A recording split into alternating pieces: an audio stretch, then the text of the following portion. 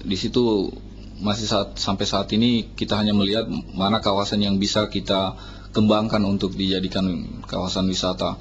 Ada beberapa titik kita untuk jadikan site-site penyelaman itu di kawasan itu.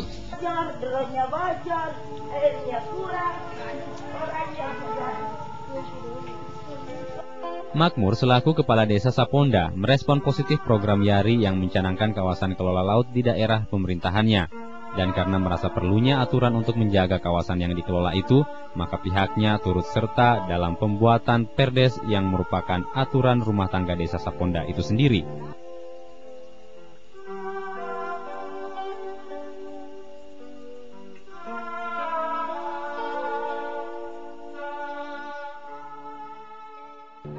Selain itu, pihak pemerintah desa pun ikut serta melakukan pengawasan terhadap kawasan inti, terutama jika ada nelayan yang melanggar peraturan itu.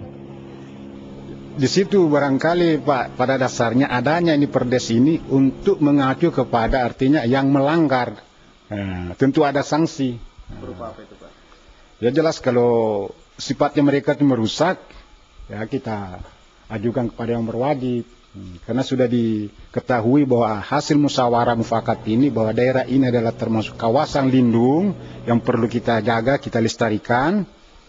Dan apabila salah satu dari masyarakat itu, khususnya masyarakat Saponda, pada umumnya masyarakat dari luar, kalau mereka melakukan yang sifatnya merusak, ya, jelas kita ajukan kepada yang berwajib.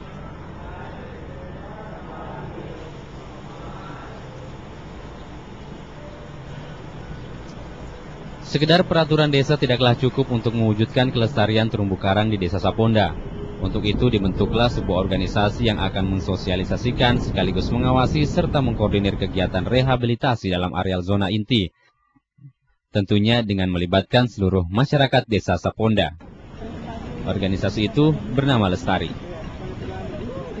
Handoyo yang dipercayakan sebagai Ketua Lestari menuturkan, sejak diberlakukannya Perdes itu, masyarakat menjadi tahu mana kawasan yang dilarang dan mana yang diperbolehkan untuk melakukan aktivitas penangkapan. Dan apabila dilanggar, akan diberi sanksi.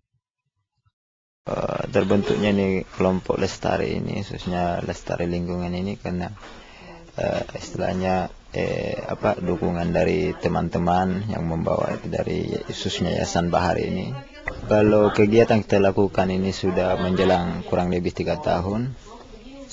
Itu yang utama di kelompok Lestari Lingkungan yang kita lakukan yaitu transplantasi karang, penanaman karang yang di tempat-tempat yang tandus yang sudah rusak di puluhan tahun yang lalu. Nah, itu kegiatan utama di kelompok itu. Tapi yang kedua kegiatan lagi ada sifat pengelolaan yang kita lakukan istilahnya ini untuk mendapatkan dana di kelompok itu.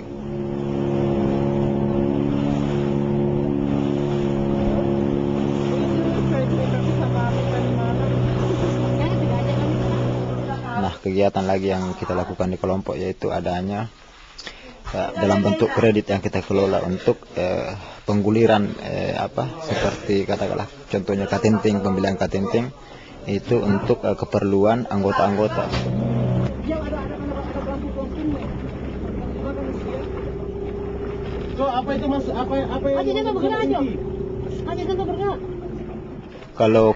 Kalau kendala yang kita hadapi di kelompok itu, yang pertama, kalau khususnya kawasan kelola laut ini ya itu saja pengerusakan.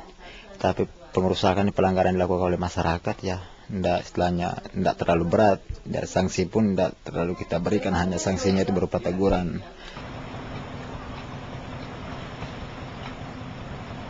Kalau lambat laun juga mereka kasar, walaupun istilahnya mereka tidak tahu persis sama sekali kita bacakan itu Perdes, tapi karena cara kita untuk memberikan penjelasan apakah lewat pertemuan atau lewat silaturahmi atau lewat di jalan, kita jalan singgung mengenai Perdes bahwa aturan ini yang perlu kita taati, bahwa pentingnya juga itu semua. Mereka dengan sendirinya akan tahu walaupun bahwa mereka tidak jiwai kan begitu, tapi mereka dengan sendirinya mereka sudah tahu bahwa pentingnya itu untuk kita semua.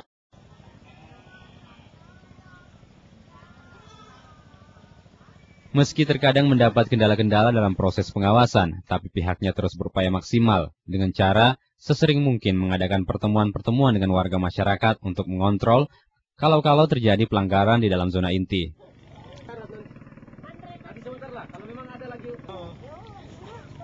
Masyarakat pun merespon positif Perdes yang ada. Terlihat saat ini kegiatan penangkapan ikan yang tidak ramah lingkungan pun telah jarang dilakukan oleh warga Saponda yang dulunya sering terdengar letusan bom, kini telah berkurang bahkan kadang tak terdengar lagi.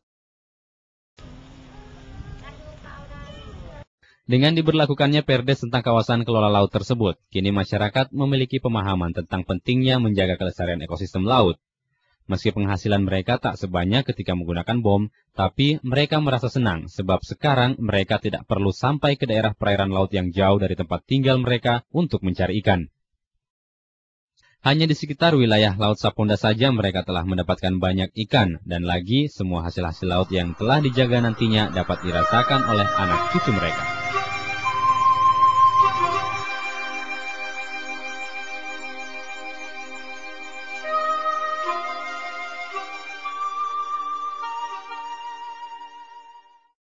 Hasil dari program kawasan kelola laut saat ini telah dirasakan oleh Taris, salah seorang nelayan yang telah menekuni profesi nelayan secara tradisional sejak kecil.